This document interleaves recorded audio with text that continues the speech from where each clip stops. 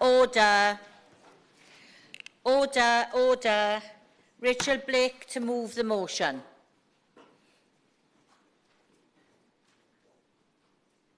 Good afternoon. I beg to move that this House has considered the regulation of short-term lets. Thank you. It's an honour and a genuine privilege to serve under your chairship, Ms Harris. The issue of short-term lets is an acute one for my constituents in the cities of London and Westminster. So I'm pleased to have the opportunity to raise it here today and to discuss it with colleagues from across the House and across the country. And I look forward to the discussion with the Minister.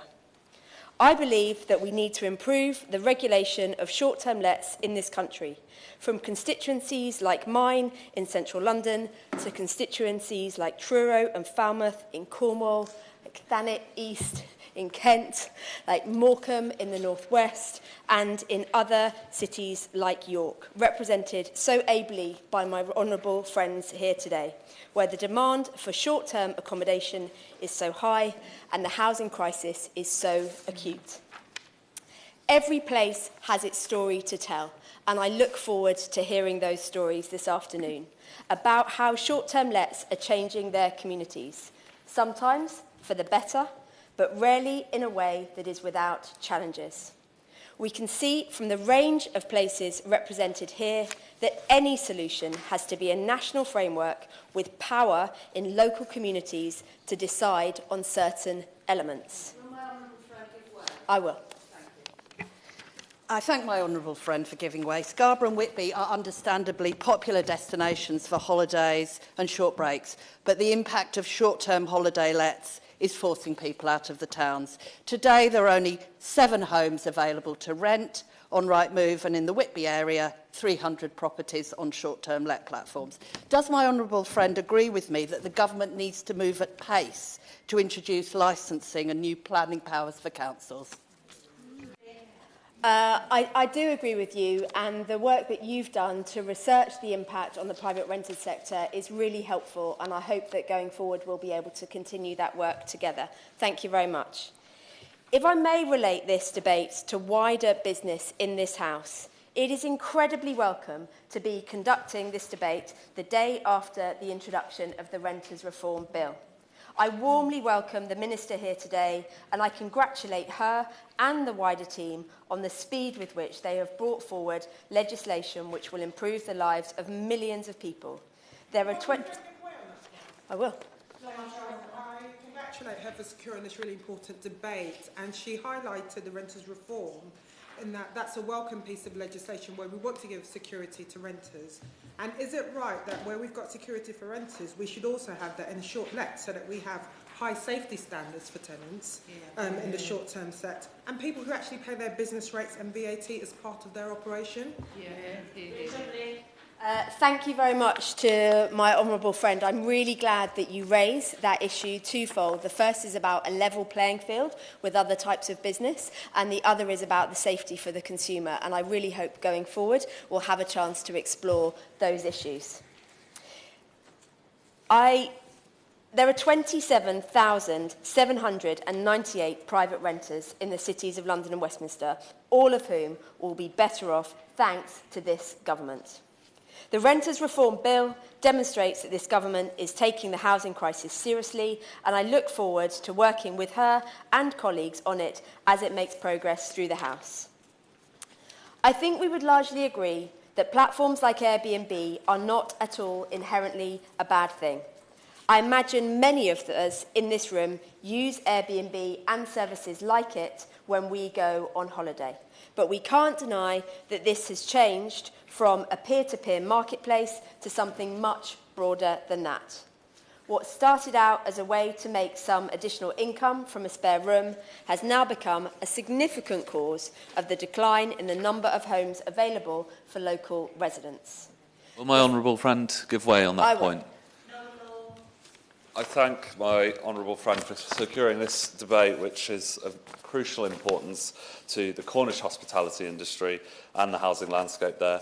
Does she agree that whilst there is a need to establish that truly level playing field for different kinds of holiday accommodation, including furnished holiday lets. We need to ensure that we are supporting those local bona fide holiday businesses to continue to operate, lest we risk them flooding onto the market as more institutionalised Airbnbs, or even worse, as second homes which are not well utilised. I do agree with my honourable friend about the issue of the different types of places and different types of tourism and holiday accommodation.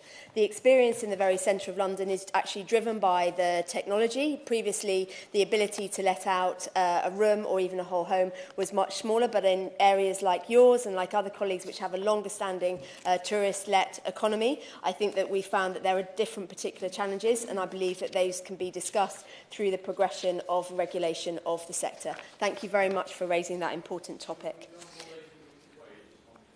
On that same topic? I'm very grateful to the honourable lady for giving way on that point. Does she agree that this is about the politics of justice, not the politics of envy? It's not just an issue of the taxation of furnished lets, but also the manner in which there's been an industrial kind of movement of properties from registering second homes, registering from council tax to business rates, applying for small business rate relief, and then paying nothing at all. Against that, we don't get the investment in affordable homes for local people. In Cornwall alone, £500 million of taxpayers' money has gone into the pockets of holiday let providers. Now, whilst those who are specifically kind of created for planning reasons with planning restrictions are quite outside that. Okay, thank you. Sorry, Madam. Thank you for that really helpful intervention and elaborating on the point. I definitely believe in the politics of justice over the politics of envy, and I believe that technology has industrialised this sector, so we need to come up with a policy framework that reflects the scale of the situation that has changed. So, having large numbers of whole short-term lets in relatively small geographic areas and on increasingly commercial basis, as we've discussed already, hollows out communities. It causes waste management issues and gives rise to concerns about community safety, and it depresses the availability of homes in the private rented sector. I'll start by discussing the impact on housing supply and then come on to a discussion about the environmental impacts. One of the issues with this topic is that in some areas of the debate there is a lack of concrete data, at least in part because of the lack of regulation. That means that much of the information that we have comes from the experience of housing teams in local authorities and what data can be scraped from the relevant platforms. We do know that according to detailed work done by Westminster City Council, that around 13,000 properties are listed as available for short-term let in Westminster. Over 20% of the housing stock in the West End ward are short-term lets. And there were 30,000 properties in Westminster at the same time of the census which had no full-time residents. And we only have that work because of the hard work of Westminster Council's environmental health officers and others. 1 in every 85 homes in the capital is available for short-term let on some basis, for an undetermined number of nights each year. That is a problem in itself. And as Claire Colombe, who is Professor of Urban Studies and Planning at University College London, has noticed, London is one of the least regulated European cities when it comes to short-term lets. Even Airbnb has been calling for a registration system for years, and the Short-Term Accommodation Association agrees with the need for a nationally administered registration scheme. Allowing short-term lets to proliferate unregulated is a potential challenge to growth. That may sound counterintuitive, but the variety of accommodation options in the tourism industry aren't currently playing on a level playing field, as we have discussed. Hotels, B&Bs, traditional B&Bs and hostels have to abide by safety regulations, for example, that short-term lets simply don't. Where we don't lack for statistics, though, is in housing need. The latest homelessness figures show the highest ever number of families in temporary accommodation in London, 65,280.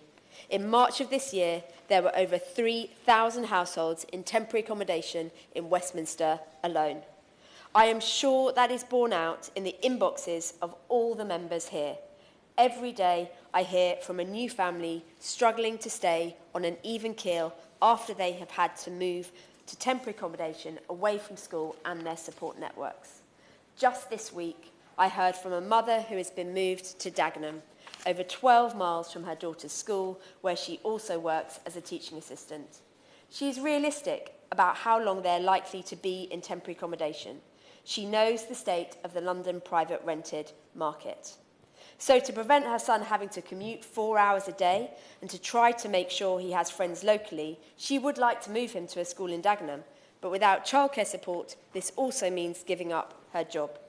Families across London and indeed across the country are having to make this kind of decision every day. It's not good enough. It's creating incredible pressure on our wider system, local authority finances, and due to the rising costs of supporting households in temporary accommodation, which the London councils estimate cost 90 million every month. And all because there simply are not enough affordable homes for people. Many of these pressures are directly attributable to the failures of the last 14 years, whether that's austerity eating to the resilience of our public services or the failure to reform the planning system to give local places more control over what's happening in their communities. Labour in government banned the long-term use of bed and breakfasts for homeless provision, and between 2005 and 2010, the number of households in temporary accommodation halved.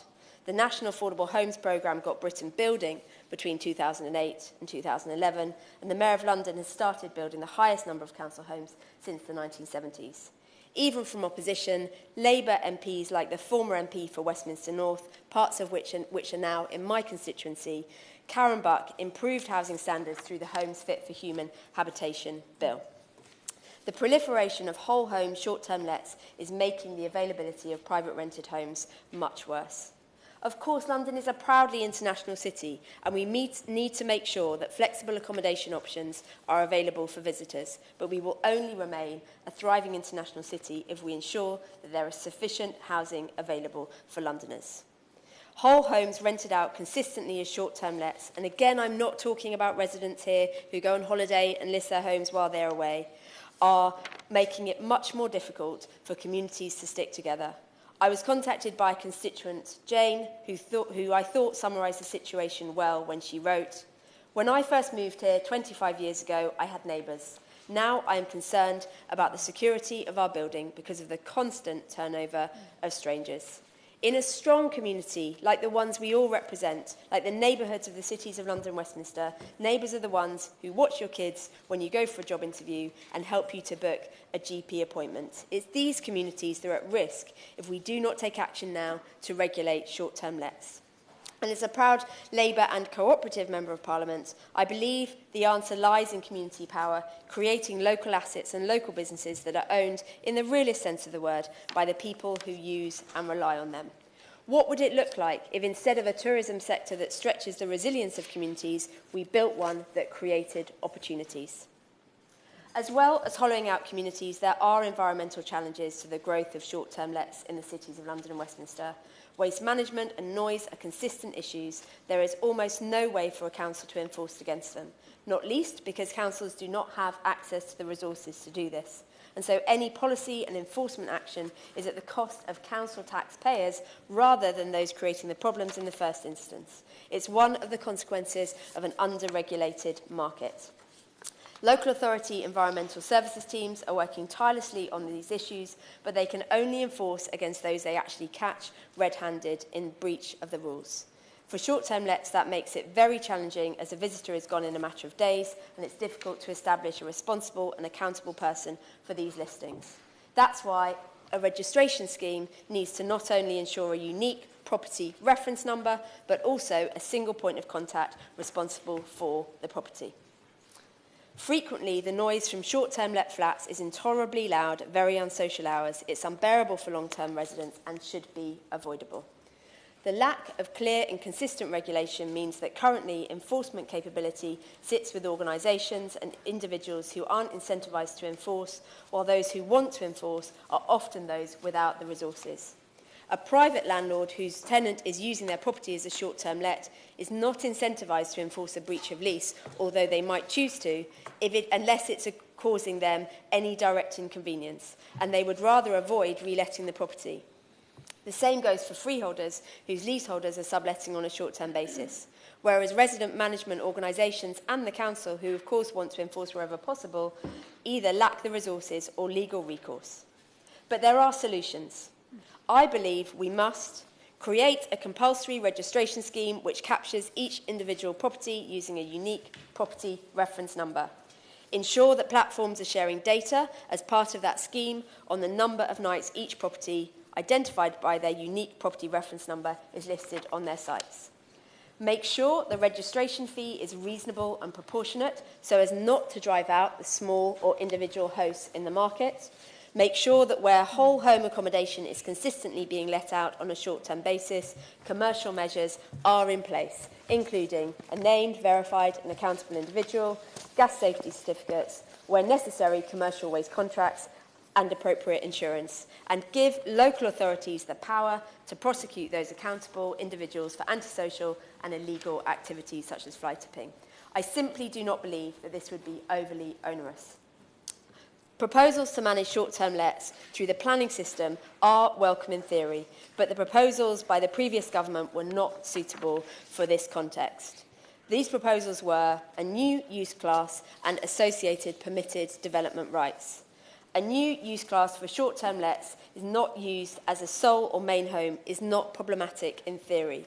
The issue comes with the proposal to automatically reclassify existing dedicated short-term lets into this use class without planning permission. Absolutely. This, as the Local Government Association has pointed out, would be at odds with the premise and purpose of creating a new use class for short-term lets and would give local authorities no say in their location, size and quality.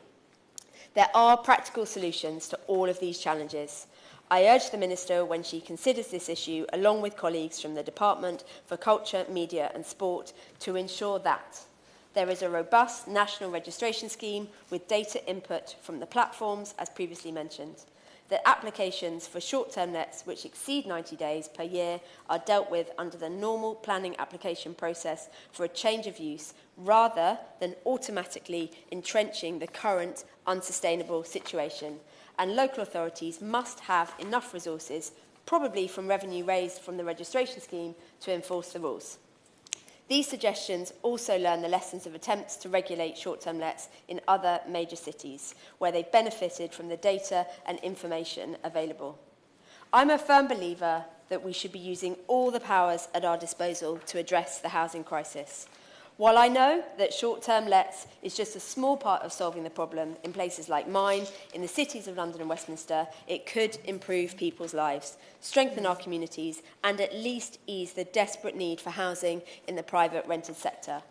So today, I would urge the Minister to prioritise this, and I would be grateful if she could outline a timeline for government action on bringing forward a national registration scheme and considering and consulting on the future regulation of short-term lets through the planning system. Thank you very much. Thank you. Can I remind members that anyone wishing to speak needs to bob, and I have to impose a 4-minute time limit from the outset as this debate is oversubscribed. You can all sit down until I've finished. The question is that this House has considered the regulation of short-term lets. Anna Sabine. In my fairly rural constituency, many owners of short-term lets have been in touch with me this week about how they're worried this debate is going to particularly focus on the challenges in major cities and tourist towns and not take into account local rural economies that are often relying on some element of short-term lets to survive. And I should say that many of the people that have contacted me are also very happy to see the sector further regulated, so they're not anti-that. Does the honourable member agree that there's a balance to be struck between regulating short-term lets and supporting the importance they bring, particularly to rural economies? Thank you. Can we have Rachel Maskell? Thank you, Mrs Harris. It's always a pleasure to see you in the chair. And may I just congratulate the honourable member for the cities of London and Westminster for an outstanding presentation of all the issues which we've been wrestling with for so long. I spent 6 months on the Levelling Up and Regeneration Bill fighting for the licensing of short-term holiday lets, and we got so far along the process of that, but only to achieve a registration scheme and the use consultation on a change in use class, and as my honourable friend said, which would grandfather the rights of existing short-term holiday lets, locking in the inequity we're already seeing in our communities. I have around 2,000 in my own constituency, and I know the challenges that brings as housing demand outstrips supply, and as a result of that we have a serious housing crisis, not least as it's clustered in many parts of the city, which means that it gives people their lack of access, particularly to family homes, and it breaks up communities and distorts the normal community life we have come to expect. But what we do need is a bill to come forward, and I have got one I prepared earlier. I presented this to the House in 2022, and I believe it still stands today, and I'm going to talk the Minister through my bill because first of all, it will have a licensing scheme rather than a registration scheme for the conversion of domestic properties into short-term holiday lets in exchange for a fee, differentiated, of course, as somebody lets out a single room in their own property. There would be the ability of local authorities to provide fines or remove licences if the conduct was either criminal or antisocial behaviour continued in those homes. Also, it would ensure that there is proper standards in those homes, environmental controls, health and safety standards, electric, gas checks, and that would level with the traditional B&B sector as well, so there isn't an inequality that is going on there, and would restrict the number of days that they can operate. Local authorities would be able to determine the standards within which they practiced, and as a result of that, it will give them control over the local communities. And this bill was drawn from best practice from across the world, where it's already been tried and tested and tweaked. So we know that it would operate well. It would improve safety, the environment and communities in one. The licence would be renewed every 3 years to balance the administrative burdens with the need for inspection, and it would be self-funding, so no extra cost to local authorities. Every short-term holiday let would have a named person who would be the person to contact and have the liability for the management of the property. And also, we would ensure that it would say how many people would stay at the property, so there wasn't an overcrowding problem. We know that as Friday night comes and the wheelie trolleys go down the streets, that neighbourhoods are in fear every Friday because they know the parties are about to arrive. Well, we can get on top of that, but also the criminality. These places have been used as pop-up brothels for child exploitation and as drug dens, and by ensuring a proper scheme in place, we'll be able to get on top of that too. It would help the industry, help landlords, help visitors, and most of all, help communities and regenerate our housing for the purpose in which it was built.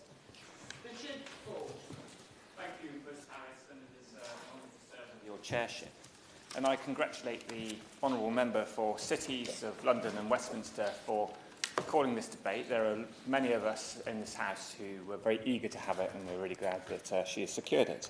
And I was also glad to see that she referred to some examples of short-term lets from beyond her constituency of the Cities of London and Westminster, because it would be a real error to see short-term lets only from the perspective of the sort of properties that are available in the area outside this palace in which we're speaking today.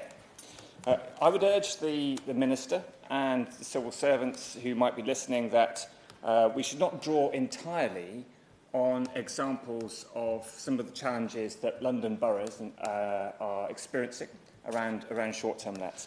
And they would be welcome at any time to come to Devon, to the Honiton and Sidmouth constituency that I represent, to come and see some of the fantastic tourist businesses that exist when considering regulation of this sector. Because we must be aware of one-size-fits-all policy that might fit very well here, but not fit nearly so well for those rural parts of the countryside and of our coastal towns and villages that are really quite depopulated.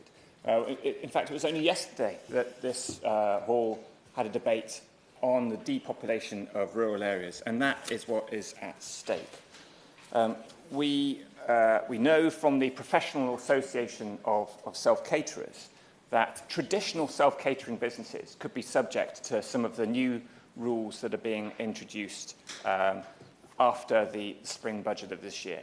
In the spring budget introduced by the Right Honourable Member for Godalming and Ash this year, when he was Chancellor of the Exchequer, he talked about stripping away those parts of the furnished holiday let regulation so as to create what he thought was a level playing field. But I can assure you, Ms Harris, and others that this is not going to be a level playing field, because there is no level playing field between those traditional holiday lets, those self-catering businesses that are really so very excellent, and some of the fly-by-night Airbnb properties that are put on the market for overnight rent that are taken off long-term lets, so they're not available to long-term renters, but nor are they being marketed to the same standards that we come to expect of traditional self-catering properties. And this is so crucial to the economy of Devon. I've got here a report from the Devon Housing Commission that has been looking at the shortage of housing stock in the county. And it has reported here that £779 million of income is at risk to the traditional holiday let sector. That's not just those people who are letting their farmsteads or perhaps their heritage houses. That's also the food and drink sector, the entertainment, tourist sector that depend on these holiday makers. So to conclude, I and the Liberal Democrats really do welcome a registration scheme and really do welcome the efforts to try to make more housing available for those seeking long-term lets. But we really do need to be careful. And in particular, I would urge that we have a pause around this furnished holiday let regime that the former Chancellor of the Exchequer introduced in the spring. Thank you. Lizzie Collins. Thank you, Ms Harris, and it's a pleasure to serve today under your chairship. And thank you to the member for Cities of London and Westminster for raising this debate. Our constituencies are very different, but both worthy of consideration when discussing short-term lets. Morecambe and Loonsdale is a constituency with a thriving urban and rural tourism economy, from the stunning landscapes of the Loon Valley to the beautiful coastlines of Morecambe Bay, to the wild beauty of the Yorkshire Dales National Park. We are blessed with an array of attractions. These visitors that come contribute to our local economy, support small businesses, help maintain the vitality of our towns and villages. Short-term lets, such as holiday rentals, play an important role in enabling this tourism and provide much-needed accommodation options. And they support local businesses like shops, restaurants and activity providers. But while we recognise this contribution, we must also acknowledge that the rapid growth in this sector is causing unintended and harmful consequences. Residents in areas like Silverdale, Arnside, Sedbergh and Dent are seeing the effects of too many properties being taken out of long-term residential use and converted into holiday lets. The balance between supporting tourism and ensuring housing availability for local people is becoming harder to maintain. And in Morecambe, we'll soon be welcoming Eden Project Morecambe. And as a responsible constituency MP, I'm trying to look forward and see what risks as well as benefits that might bring. And one of those key risks is the potential impact on the local housing market from short-term lets. Some of the worst casework in my inbox is due to a shortage of housing already. That's why I believe that a licensing system for short-term lets, which is fair and has a balanced approach, and that works for both tourists and residents, is right. Regulations would ensure that properties meet safety standards, are used responsibly and do not unduly harm the local housing market. I want to stress that I don't want to limit residents occasionally renting out a room or exchanging their home in a bid to get an affordable holiday. For Morecambe and Loonsdale, a balanced approach is crucial. Our local economy benefits greatly from tourism, And I want to be clear, short-term lets are a key part of that success.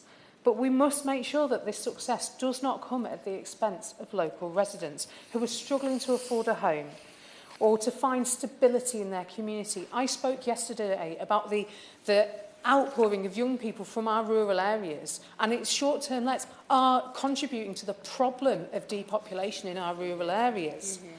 We need to challenge the broader infrastructure, look at the broader infrastructure challenges that come with an increase in short-term lets.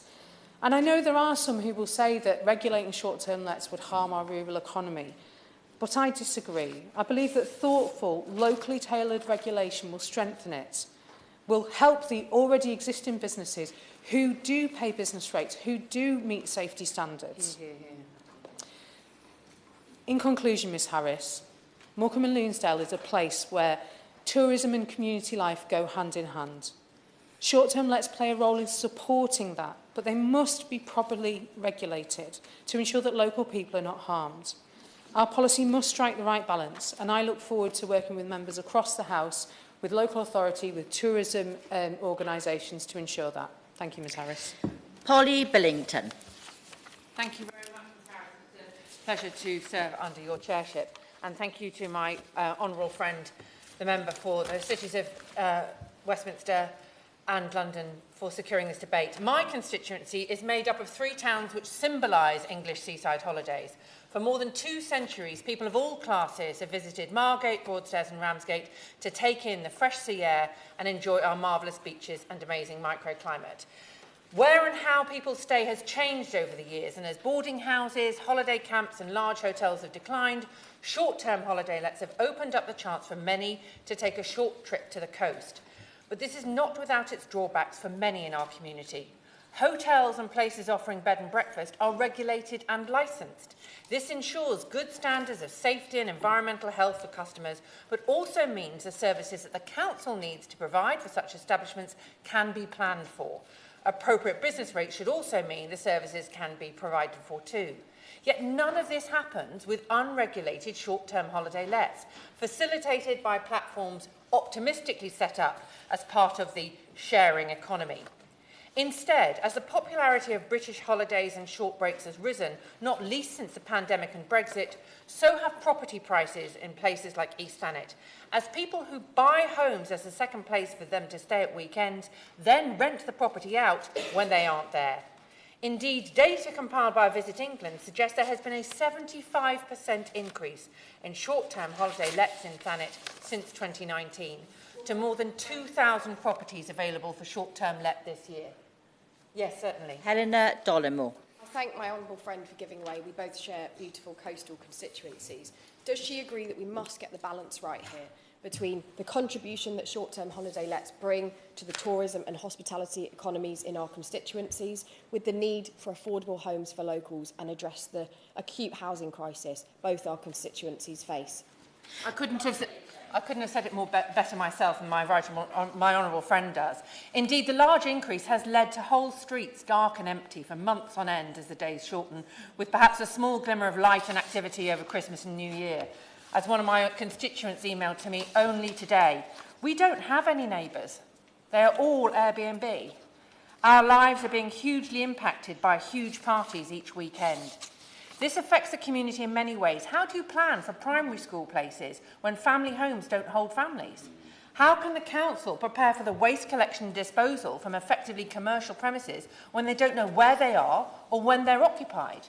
How do the police deal with the increase in antisocial behaviour that follows from the proliferation of party flats when they're not licensed or regulated? And how does a whole community deal with the spiralling property prices driven by an increased appetite to make money from homes rather than live in them? You look on Zoopla or Rightmove for rental prices in Thanet and you will find 140 flats and houses available for under £1,000 a month. And then search Margate, Ramsgate and Broadstairs on Airbnb or equivalent places to stay, and you'll find more than 750 properties as short-term lets next spring for £100 or more per night. There can be no doubt that this mismatch is helping to drive house price inflation, rent inflation, and the shortage of housing availability in Thanet, where during the summer months you can rent out a flat as a short-term holiday let for potentially 3 times or more the amount for renting it out for someone to have as their home. We are a seaside community made up of holiday resorts. We are proud of our heritage and know this will and should be part of our economic future going forward. But the beauty and attraction of the place people come to visit also needs to be underpinned by a strong community with decent services and affordable homes for those who live here all year round. There must be a balance. Now, I'm confident in my advocacy for regulation, not just because of the concerns raised by residents, but also because voices within the industry in my community also see the impact of rising house prices and stretched public services on their own families and employees. So be in no doubt, Minister, East Thanet is ready for regulation and licensing to support our holiday industry and our community. I would only urge that the package of measures really is designed with communities like ours and not imposed on them, where ideas about how to license, introduce and enforce standards, plan services and facilitate a process that works for those who offer this service as well as those who use it are taken on board from those who are already living with the consequences of an unbridled market with few, if any, checks or balances. We know we're not alone in Thanet. Many of my colleagues along here also represent coastal communities. This debate shows the unregulated nature of this market is blighting a host of communities where rightly people come to enjoy themselves and contribute to the local economy. I urge the Minister to consider how this package of powers and tools can support our coastal communities, in particular, to thrive. Powell. Thank you, Chair. I first just want to congratulate my honourable friend for securing this debate and for giving it the due attention that it deserves today. We obviously share a border, but we also share an office in this place that, with its high ceilings and windows and comfortable sofas and views of Whitehall, I'm sure would fetch a very high price if it were a short-term let. So I hope we can agree that we will not be doing that in our period sharing an office together. When I was knocking on doors in the general election, this issue around short-term let regulation is something that united constituents in South Kensington, North Kensington, Bayswater and Lancaster Gate because of the effective free-for-all that we currently have at the moment with weak rules that are barely enforced. And the issues for them were very real personal consequences for them and their families.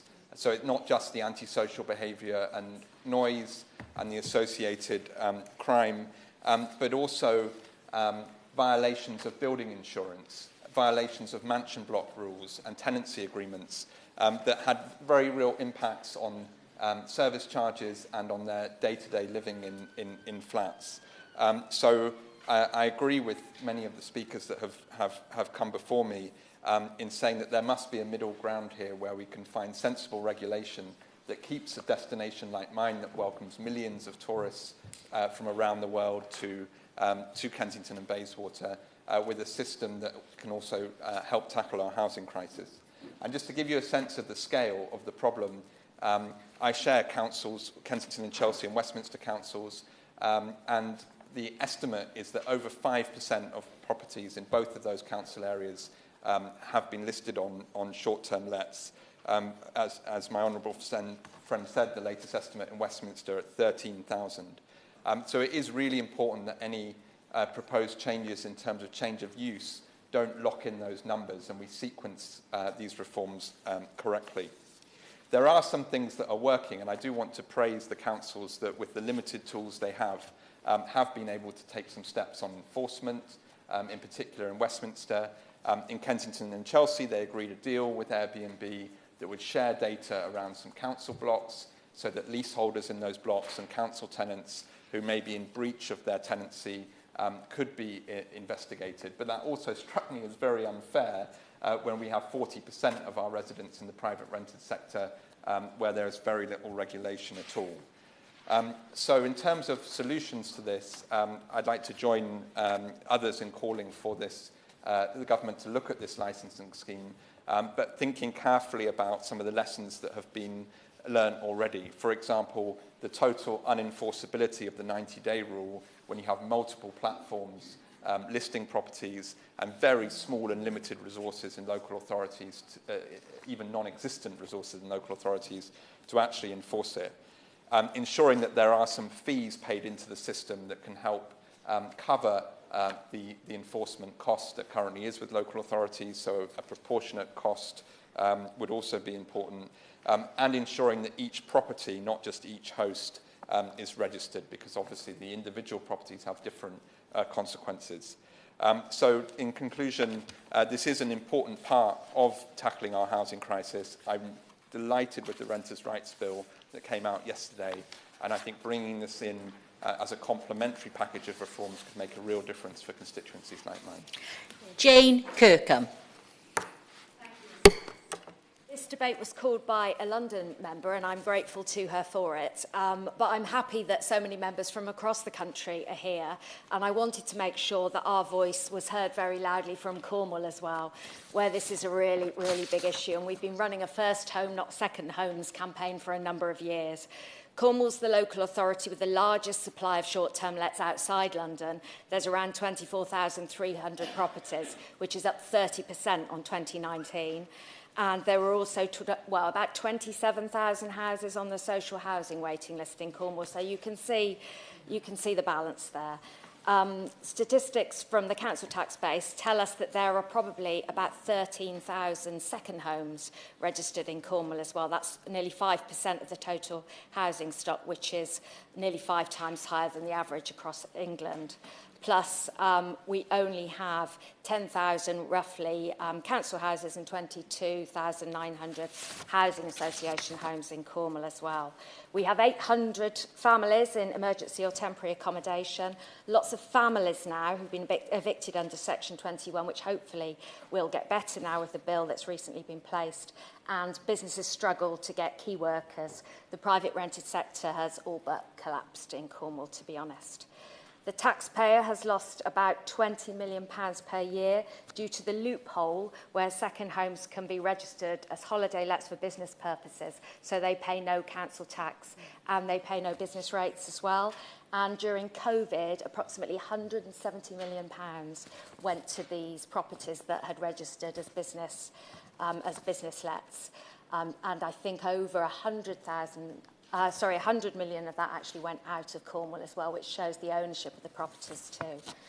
I would suggest, and we've done an awful lot of work upon this, to the Minister if she could consider a toolkit of measures to deal with some of these things. Lots of people have talked about a licensing scheme, so owners of short-term lets are obliged to register them, including Airbnbs, for a fee, for 3 years, which seems like a sensible amount of time. That means we would know how many there were and where they were, and we would also push for fire and safety checks to be mandatory as well.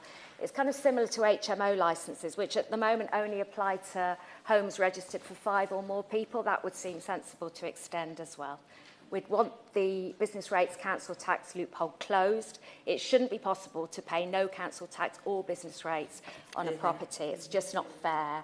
Cornwall Council has already voted to double the council tax on empty second homes and actually asked the government if it can triple it, which, considering it's a Conservative-run council, and this was agreed cross-party unanimously, shows how severe the problem has become in Cornwall. If we were to do that, for every time the council tax was doubled, it would raise £25 million.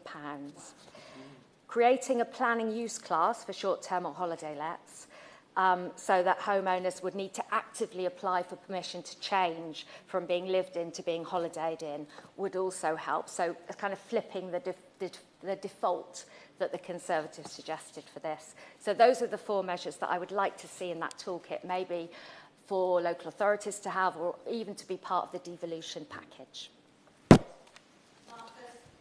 Save us. I represent Penrith and Solway, which includes parts of the Lake District National Park, and I've been a councillor for the town of Keswick for a number of years. This issue's been a big issue for me. It was quite interesting to hear my honourable friend, the member for York, talking about the numbers in her constituency, which I think she said was 2,000. Keswick and the surrounding villages, the CA12 postcode has 1,000 holiday lets. And really, the impact on a very micro level is part of this issue here. And there'll be some councils around this country that will listen to this debate and think, what are we talking about? And there'll be others that know exactly what we're talking about and know exactly the problems that it's causing for our people. I followed this debate for a few years, and I appreciate the approach with having a toolkit, but my worry is that actually that's throwing everything at it. And I think we've got to remember that some of our tourism economies are quite reliant now on this accommodation. We've even seen some of our traditional holiday accommodation, like bed and breakfasts and guest houses, move away because people prefer the self-catering option. So for me, this has become a question of how do we remove this bubble which is causing so much harm without destroying our tourism economy. And that's where I think we need to look at this range of options that we've got and evaluate them against what we really gain from it and what damage it causes. Now, I want to start with tax. Now, the tax is a funny one. There's this idea that some people have, and I've never bought into, that if you throw taxes at people, eventually there'll be some new equilibrium will occur, and all of a sudden we'll have this sweet spot where we've got the right numbers of holiday lets and everyone's happy. I think if we were to achieve that for cities of London and Westminster, or if we were to achieve that for Cornwall, it might not work in my area. I don't believe the tax system is designed in a way which is going to allow us to manage this problem. I appreciate there's arguments around fairness and what's just and whether it's right that every time a property turns from a holiday let property, so it returns from a residential property to a holiday let property, that our local parishes have to put the tax burden from that parish precept on the next door neighbours instead because of the way that they do that calculation. So I get that there are parts of it that are unfair, but I don't think it's the answer to our problem. There's also the registration system. And I appreciate my honourable friend, the member for Cities of London Westminster, bringing this debate. I used to be a Labour activist in her constituency, and I remember this being talked about on the doorstep. But there's a key thing that you have in Westminster that you don't have in some of our other areas. You've got the 90-day rule. And you've got lots of people living in leasehold properties where they're actually forbidden under those leases to have short-term lets. The real issue for them is that there's this cat and mouse game where the leasehold block management companies are chasing these people, trying to prove that that photograph on Airbnb is actually the inside of their flat. The neighbours make complaints. Often they cannot enforce. And I can see the power of a registration scheme in terms of enforcement for those companies and enforcement for councils, because we've seen it on Churchill Gardens estates in those areas, chocolates on the pillows, the works. So my feeling is the registration system, I can see why it works there, but there's a big flaw in it. In my area, it only allows us to do one thing: count how many there are. I don't need to count them to know the damage it's causing. That's what's in it. But the real thing that we need is caps. Now, some people will say, well, use the planning option. But the planning option under permitted development rights will see it given in perpetuity. That is a disaster for my community. If the 1,000 holiday lets were made permanent after that. Final thing I'm going to say, Chair, if it's okay. The licensing scheme that my honourable friend, the member for York, has suggested, I think is the way forward. We build caps in. But importantly, whereas the planning system is under-resourced and doesn't have the funds and is front-loaded because people only play for planning applications at the beginning, under a licensing scheme, the owners will have to pay on an annual basis. Thank you very much, Chair. And I must congratulate the honourable member for London cities, and I think that's right. Anyway, I come from Cornwall, so I don't know exactly how the boundaries are cut in this part of the world.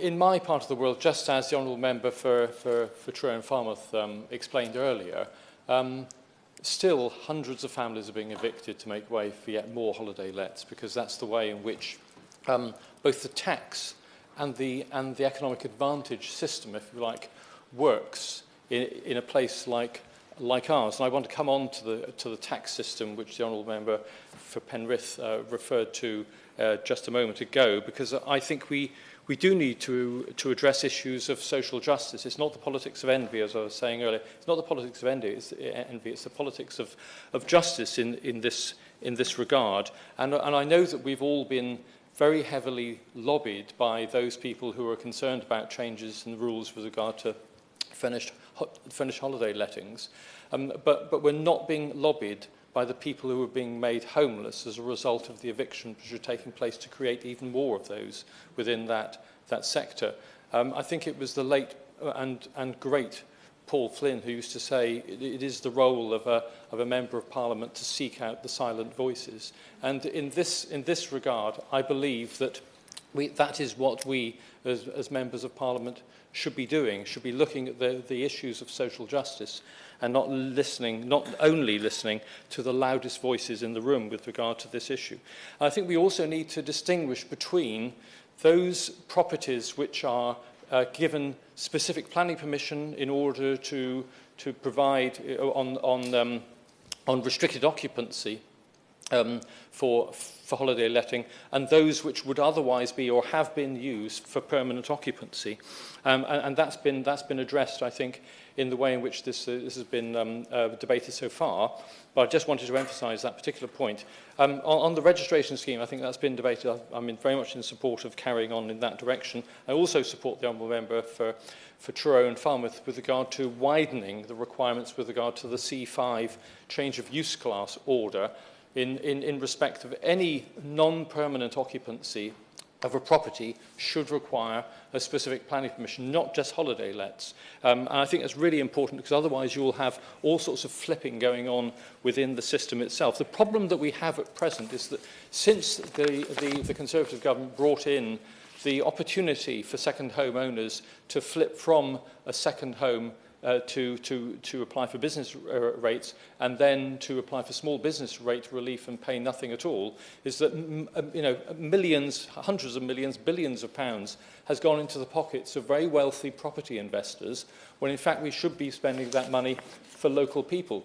It is simply unfair that actually the poor are being penalised with the council tax for allegedly underusing their council house, but the rich are being rewarded for underusing their property investment vehicle. And I'm really surprised that a government, or I would be surprised if a government that says those with the broadest shoulders should bear the greatest burden, doesn't address that issue and doesn't address the issue of social justice in this regard. Because in Cornwall, as I said, £500 million of taxpayers' money has gone into the pockets of holiday home owners since 2012, and that is simply unacceptable. And I hope that not only with regard to having a stronger planning policy, but also having justice within the tax system, that we can address these issues. Thank you, Madam Speaker.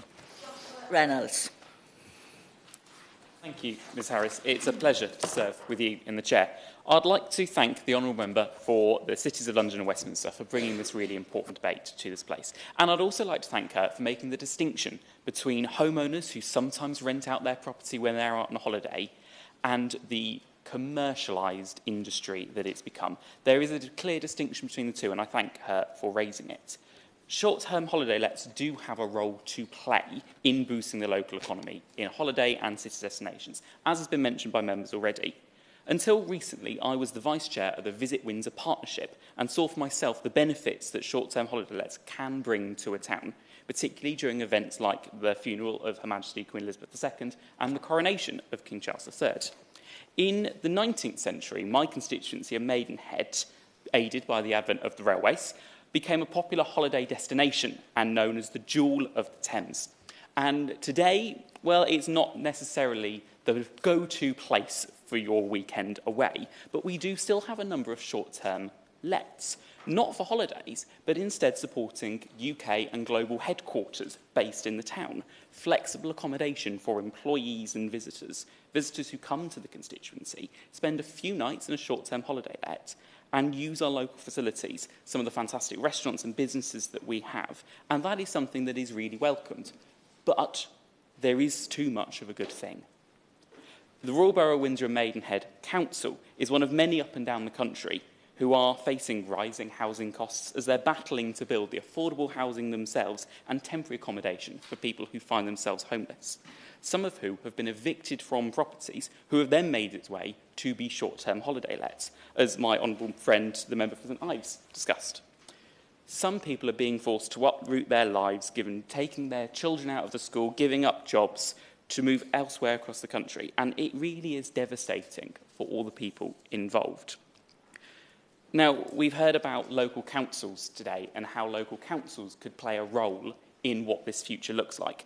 I think we have, however, seen local authorities being asked to do more and more with less and less, and plunging some of councils into the financial crisis that we've seen. In rural areas, I think the growth of the short-term holiday lets is just undermining our communities. The key local services, such as the bus routes, shops and post offices, are closing down. And as the Honourable Member for East Thanet said, when she was told, we don't have any neighbours. I mean, no member can't be moved by that statement.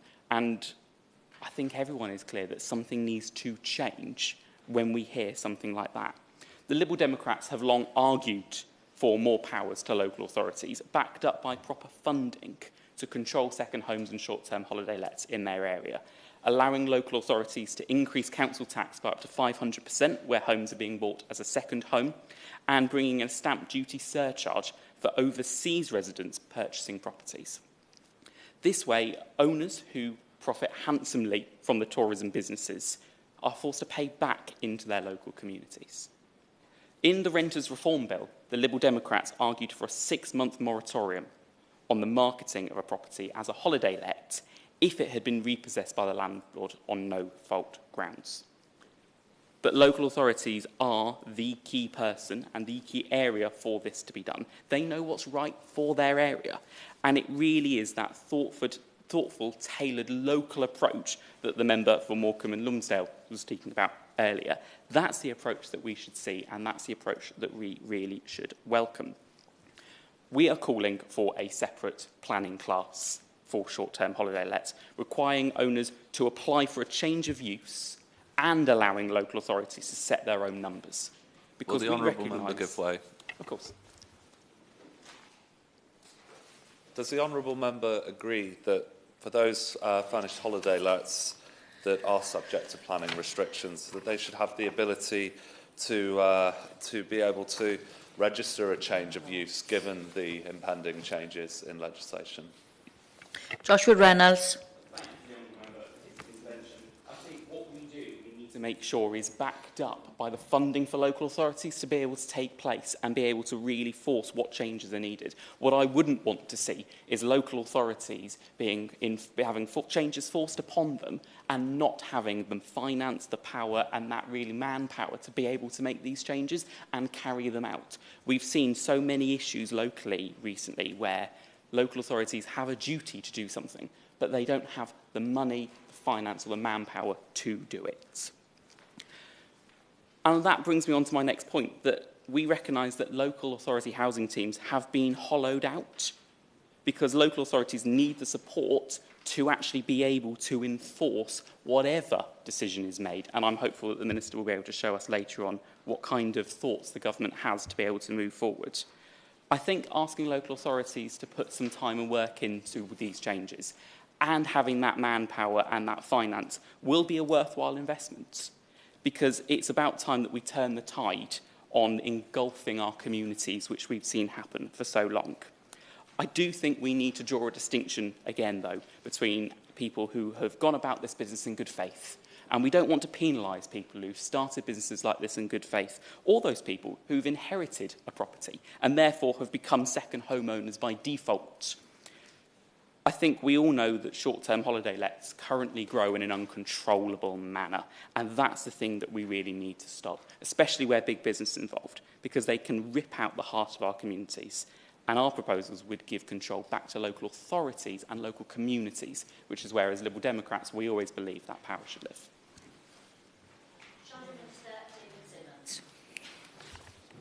Thank you very much indeed, Ms Harris. It's a pleasure once again to serve with you in the chair, and I add my congratulations to the member for the cities of London and Westminster. It's good to see that she is following in the footsteps of her predecessor, who I know secured a number of debates and made many contributions on the impact this issue has on that constituency and others during her time. May I also commend the work that London councils have done on behalf of the local authorities in the capital to highlight the impact of this issue and to bring forward constructive policy suggestions. There is a high degree of commitment to cross-party working on this issue. It has an impact on constituencies, as we've heard, across the country, not just here in the capital. And it was much debated in the last Parliament, in particular during the era of the COVID pandemic, as we saw many of our constituents who wished to either go on holiday or who needed to travel for work, who were unable to use hotels, and therefore made the best possible use of providers like Airbnb in order to secure accommodation which met the COVID regulations that were in place at the time. I think many of us worked on the assumption that post-COVID there would be a return to the market as we had seen it before, and clearly that has not been the case. And at the same time, longer-term changes, partly driven by government, but also driven by wider issues in the market, have seen reducing profit margins for those in the buy-to-let market, those people facing higher costs for the standards of the buildings that they maintain, the introduction of significantly increased checks on tenants as a result of the need to crack down on unlawful lettings, and more generally those kinds of market changes as the big players like Airbnb, Booking.com have sought to, for commercial reasons, create a greater supply of this type of accommodation. And clearly the regulations introduced in 2015, in particular in the capital with the 90-day limit and the requirement that for accommodation to be let, somebody had to be paying residential council tax on the property, as well as ensuring that the member for Kensington Bayswater would not be able to let out his parliamentary office should he wish to do so, are examples of measures that government has taken with a view to ensuring that this market played a positive role in local communities. But it's clear, as has been highlighted by many members, that despite those measures and despite that high degree of cross-party consensus, there remain significant issues. As on many things, I would put to the Minister that there will be an opportunity with the government's review of the planning system to consider the points about the use classes that would apply to property, in particular to introduce requirements around planning consent being sought for those properties that would be creating potentially a nuisance because of their proximity to other types of residential development, and to ensure through the planning system that there are powers available to local authorities that may be enforced. Of course. Marcus Campbell, save us. Is the member aware that planning authorities can barely wash their own faces, let alone take over the enforcement of thousands of holiday lets?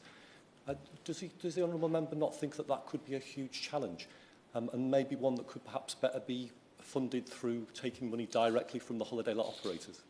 Well, thank you, Ms Harris.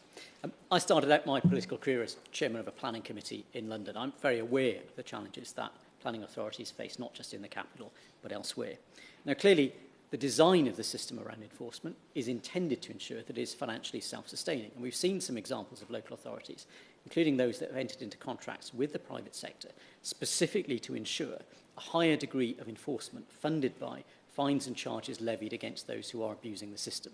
Now, not all local authorities have reached the stage where they are prepared to undertake that work, but clearly both the available market in providers and the powers and freedoms that local authorities have enable them to do that if they feel that that is an appropriate and proportionate solution to the level of challenges and concerns that they face in their local community.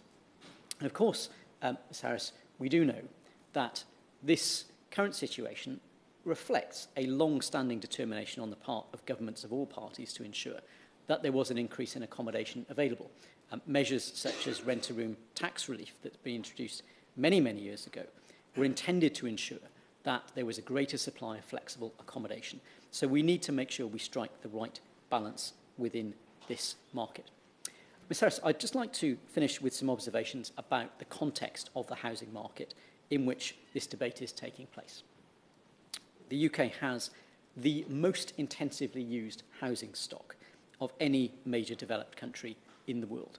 We have very few derelict or empty properties, and clearly it is therefore important that we ensure, given the level of demand by comparison with other major economies, that as far as possible accommodation is available to those who need it. An element of that will be short-term lets because they do play an important role in the economy.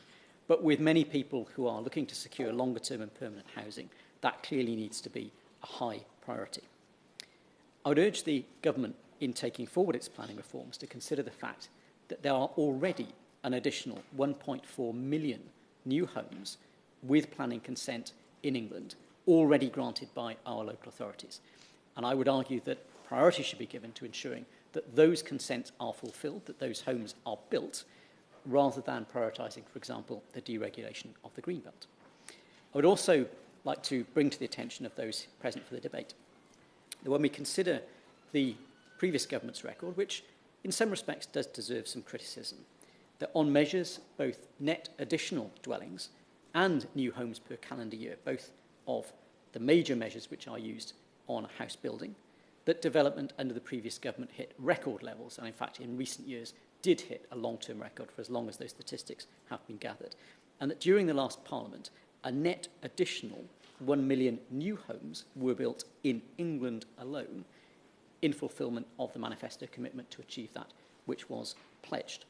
Now, clearly, many members have highlighted lots of issues that need to be dealt with effectively, and as I said, I would encourage the government to consider how, through its review of the planning system, those can be effectively brought forward, and also how existing measures that have been highlighted, such as the enforcement powers and the means of recouping those costs that are already available and used widely by some local authorities, some of those enforcement powers could be put into action more swiftly. Thank you, Ms Harris. Minister Roshan Arali. Thank you very much. It's a pleasure to serve under your chairmanship, Ms Harris.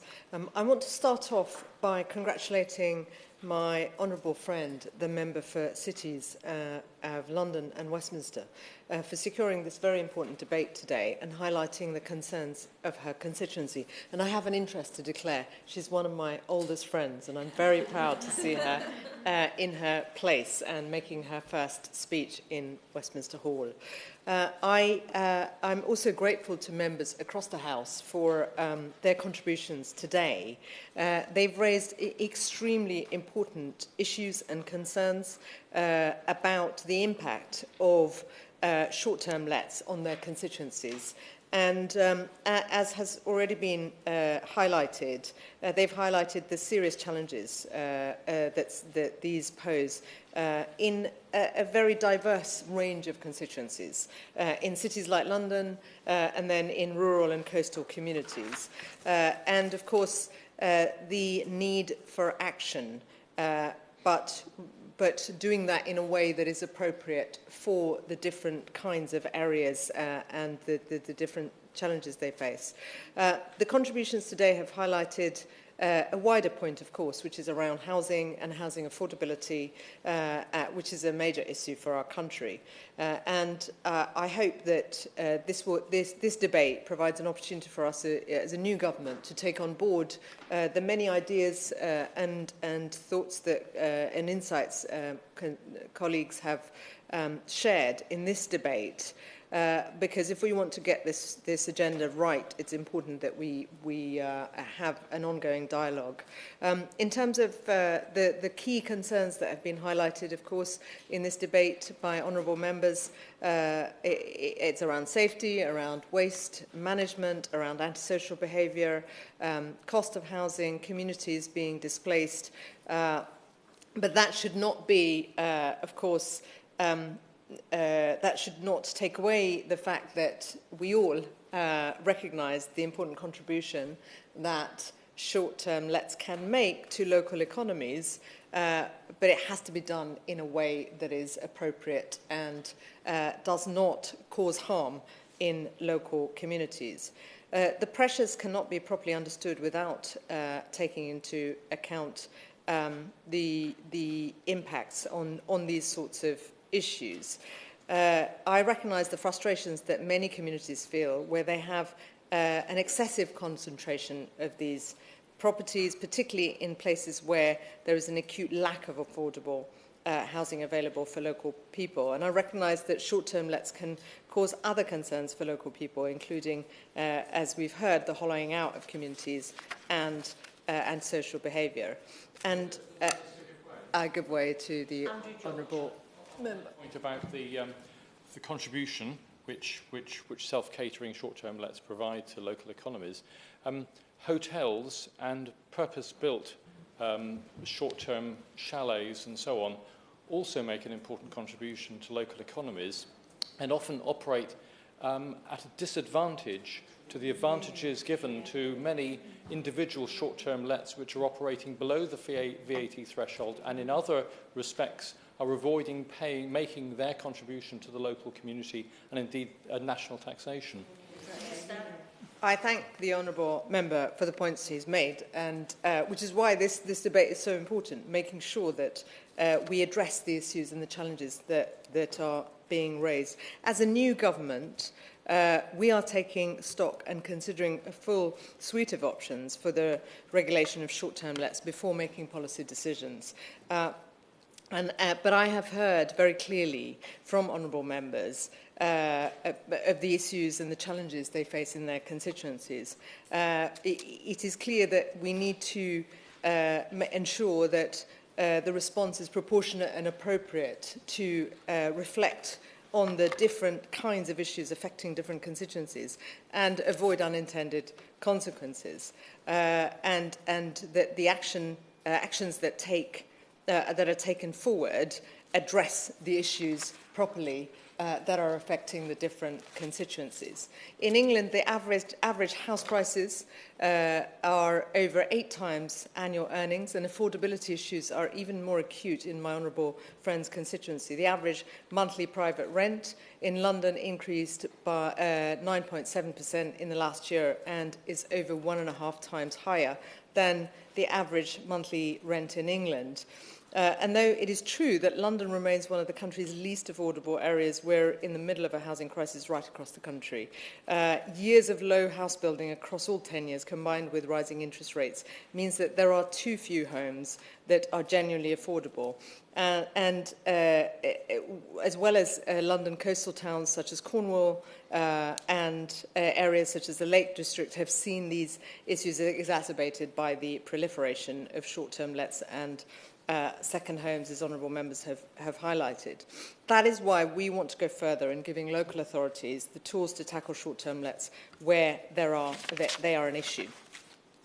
The lack of robust data that my honourable friend mentioned in terms of short-term lets means local areas are often struggling to define the true extent of the problem and are unable to effectively manage impacts. And though this data is not perfect, in 2022, a call for evidence suggested that there are around 257,000 short-term lets in England, with around 43,400 of them in London. And I know my honourable friend is keen for better data on short-term lets in her constituency, and I'm happy to hear her support for the short-term registration schemes and the support from a number of other honourable members. We are committed to introducing the register, as this is an essential tool in enabling local authorities and central government to access relevant data on short-term lets. We know many local authorities... I'll give way to the honourable member. Marcus Campbell, save us. Thank you very much, Ms Harris. Would the honourable member recognise the issue of the registration scheme, which I believe the last government described in their consultation as light touch, and how it doesn't meet the needs of areas like mine, where we don't have some of those additional legal powers that are available in places like London? Minister. I'm grateful to my honourable friend for his contribution, and if I can make some progress. But the important thing is that we look at what can be done as part of the exercise of what action needs to be done. That's why, as he will appreciate, I make the point about the new government needing to take stock of the things that are working, where are the good examples, what can we draw on. The registration is a part of that. The register is a part of that. And I'm looking forward to ensuring, if I can progress this point, and I'll take the intervention shortly, I'm looking forward to making sure that the insights and the contributions colleagues are making taking into account. I give way to my honourable friend. Rachel Masker. I'm really grateful to my honourable friend for giving way. Will she take a look at my bill, which looks at a licensing scheme but gives that control to local authorities to determine some of the parameters which are necessary to control their local vicinity in being able to control the number of short-term lets, but also to put in place control zones so that we don't see a real expansion in some of those precious places like in York. Minister. I thank my honourable friend for her offer of the bill that she prepared earlier, and I know that officials listening to the debate will look at the range of suggestions and proposals that colleagues are making. We know many local authorities are eager for the registration scheme to be operational as soon as possible, and we share this view, and the officials are currently working at pace to operationalise the scheme. And the Department for Culture, Media and Sports are now in the initial phase of a digital development process for the register, and this will allow us to test and refine the possible options for design and delivery of the scheme. We will factor points raised today into this process and will update the House in due course. As honourable members have highlighted, London is unique in England in having certain powers regarding short-term lets. Since 2015, primary legislation provides that homes in London that are liable for council tax may be let for temporary sleeping accommodation for up to 90 days a calendar year. Planning permission is required to let for more than this number of nights. In practice, as has been pointed out, local authorities in London report that this limit is difficult to apply and enforce due to a lack of data on addresses, ownership, and the number of nights that the property is let, and because of limited enforcement capacity. Points well made in relation to other parts of the country where they don't have the London scheme. We recognise more needs to be done to ensure authorities in London have the tools they need to enforce these limits. And as we design the short-term Let's Register and consider future policy, we will keep in mind the uniqueness of each area of our country, and particularly the interactions with London's existing legislation. I recognise the current taxation of short-term lets can be seen to incentivise such use. The government has confirmed it will abolish the furnished holiday lettings tax regime from April 2025. This will remove the tax advantages that landlords offering short-term holiday lets have over those providing standard residential properties. At the end of July, the government took concrete steps to abolish the regime by publishing draft legislation, which includes transitional arrangements to help landlords adjust to the change. Councils will also be able to charge a council tax premium of up to 100% on second homes from April next year. It's for councils to decide whether to change a premium in their area. I give way to the Honourable Member. Quite. Thank you very much. Just one small point to make when it comes to furnished holiday letting scheme. There are some properties in Cornwall where there are planning restrictions to say that you can only holiday let and not do anything else with the property because it may be sort of on the same premises as the first property. So just to be aware of that when those regulations go through. Thank you. Minister. I thank my honourable friend for the contribution. Where a short-term let does not meet the relevant lettings criteria, it will usually be considered a second home and will be liable for council tax, including the council tax premium, where councils have introduced this. However, we recognise that this may not go far enough in ensuring all short-term lets are properly contributing to the local tax system, as the premium will not impact those short-term lets that are eligible for business rates. We will continue to keep the tax treatment of short-term lets under review and consider what more is needed to achieve our aims. Short-term lets are just a part of the housing challenges in our country. That is why we are determined to address the affordability and do what's necessary to get Britain building again. I'll give way to the honourable gentleman. Andrew George. For giving way one more time. Just on the point which the honourable friend for Truro and Falmouth also made earlier in relation to the small business rate relief, which she was alluding to at that point. I mean, could she please make sure that some very strong representations are made from her department to the Treasury with regard to this, because it is being abused at present, and when it was first introduced, it was intended to protect village shops and such businesses. It wasn't intended to actually, featherbed property, investors. Minister. Well, I thank the honourable member for that point, and again, really important points that will need to be factored in as we develop these policies. He'll appreciate that I can't get into making commitments today, but as I say, at the beginning of this government, we're at the beginning. We are very keen to make sure we get these policies right, and I thank him for the contribution. I'll give way to the honourable gentleman. I'm grateful to the Minister for giving way, and she makes a very, very good point about how the Minister and the government is setting out on a new term and looking at these things for the first time. But the furnished holiday letting regime is set to change in April 2025. So would she consider a pause and looking at that again, given that there has not been any OBR assessment of what effect that might have? Minister. Well, I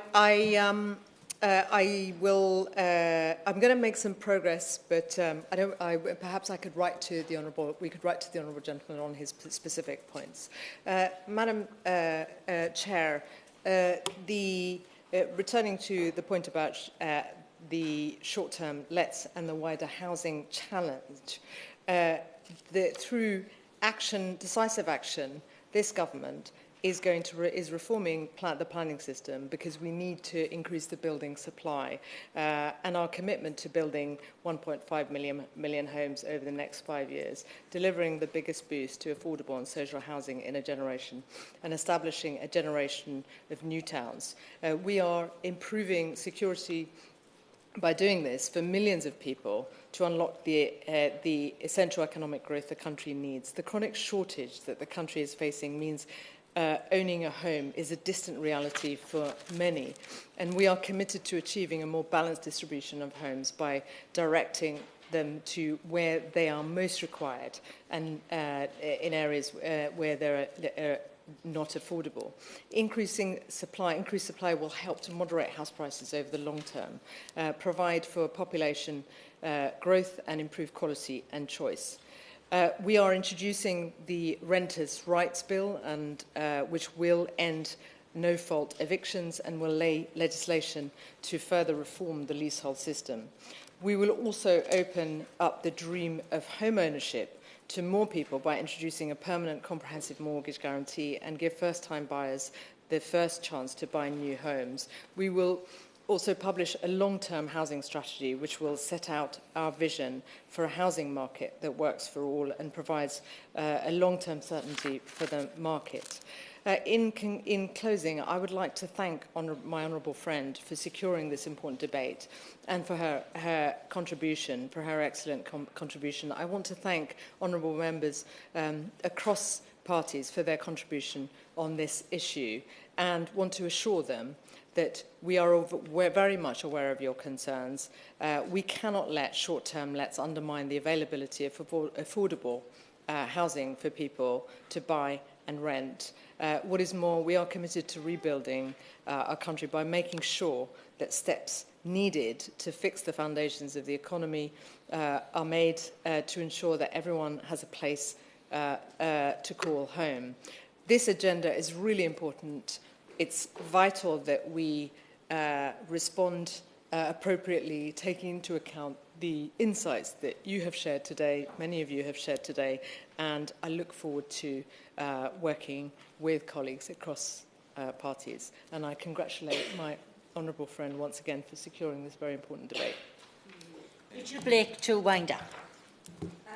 Thank you very much. It's been a real honour to hear the stories of different places across our country this afternoon. It's been a real privilege to serve under your chairship, Ms Harris, to be joined by my immediate neighbours, very old friend, the MP for Bethnal Green and Stepney, my immediate neighbours from Kensington and Bayswater, Vauxhall and Camberwell Green, and to hear contributions from Devon, Kent, Lancashire, Cornwall, Leicestershire, Yorkshire, Sussex and Cumbria. I think that we've heard just that we've been transported from the beautiful landscapes of Morecambe and the lakes, but we've heard some of the damage that short-term lets are doing to our communities and how challenging it is to take the action that we need. I've particularly reflected on the following themes: the risks of depopulation and badly managed tourism, what's happening to the market, and the challenges of enforcement in such a complex environment. So I think what this debate today has really clarified is how important a localist and devolved approach on this topic will be. We've heard really compelling and thoughtful contributions about the differences between the traditional holiday self-catered sector, the traditional bed and breakfasts and hostels, and the risks that there are to depopulation and otherwise thriving tourist industries if we get this wrong. We've also heard about the scale of the market impact in terms of where some properties, where the rents for these homes could be as high as as low as 3 times less than the income from short-term lets, and just what that's doing to distort local housing markets. I'm really struck by the challenge of effective enforcement here. The fact that we have such a complex environment where private landlords are finding themselves unable to take action on their tenants, and the urgent need for leasehold reform means that we can get clarity and we can make sure that we can take action on this, as well as delivering on the Renters Reform Bill. I am heartened that we can move forward on this issue. Hearing the government's commitment to moving forward with a registration scheme is encouraging. I do believe that we need to think more about a licensing scheme, and I've shared some of the details here about a unique property reference number and the importance of having that to make sure that we have the data available. I welcome the idea of a toolkit, and I foresee an opportunity here within the devolution bill and the publication of the National Planning Policy Framework to make real progress on this issue, to protect all of our communities and to contribute to tackling the long-term homelessness crisis in this country. Thank you. The question is that this House has considered the regulation of short-term lets. As many of that opinion say aye. Aye. Of the contrary, no. I think the ayes have it. Order, order. The sitting is suspended until 3 p.m.